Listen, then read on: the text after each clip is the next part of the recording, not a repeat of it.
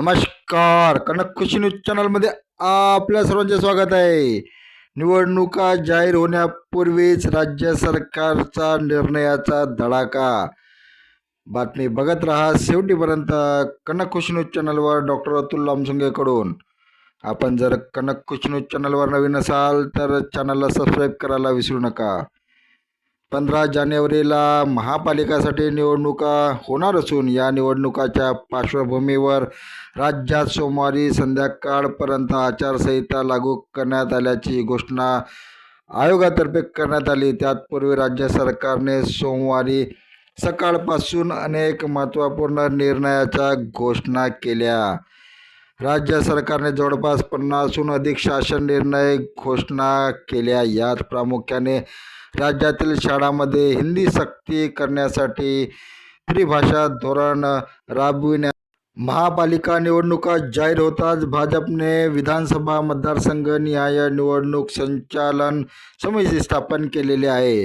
या इच्छुक उमेदवारांच्या मुलाखती 16 ते 18 डिसेंबरपासून श्रद्धा मंगलाय भाजप कार्यालय गणेश पेठ येथे होणार आहे. 16 डिसेंबरचा पूर्व व पश्चिम नागपूर, 17 उत्तर व दक्षिण नागपूर, 18ला दक्षिण पश्चिम व मध्य नागपूरमधील इच्छुकांच्या मुलाखती घेण्यात येणार आहे.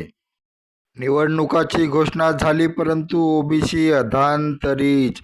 सर्वोच्च न्यायालयाने 50% पेक्षा अधिक आरक्षण नको असे स्पष्ट बजावले असताना सुद्धा महापालिकेत आरक्षणाचे प्रमाण 54.30% गेलेले आहे. SC/STच्या आरक्षणात हस्तक्षेप करता येत नसल्याने ओबीसीचे आरक्षण कमी केले जाईल व नव्याने सोडत घेऊन आरक्षण निश्चित केले जाईल असे अपेक्षित होते. पण निवडणूक आयोगाने त्या स्थितीत निवडणुकांची घोषणा केली. त्यामुळे ओबीसीच्या जागेवर निवडून येणाऱ्या उमेदवारांचे भवितव्य अधांतरीच राहणार आहे.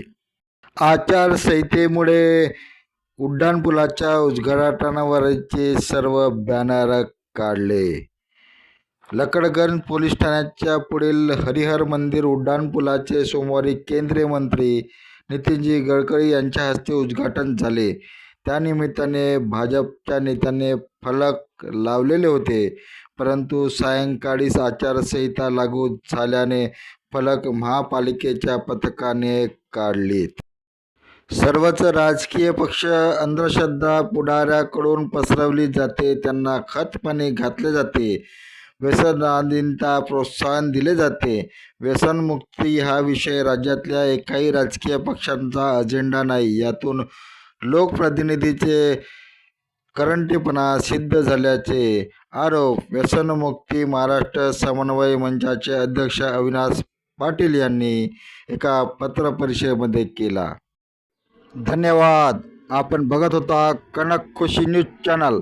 कनक खुशी न्यूज चॅनलला सबस्क्राईब करा, लाईक करा.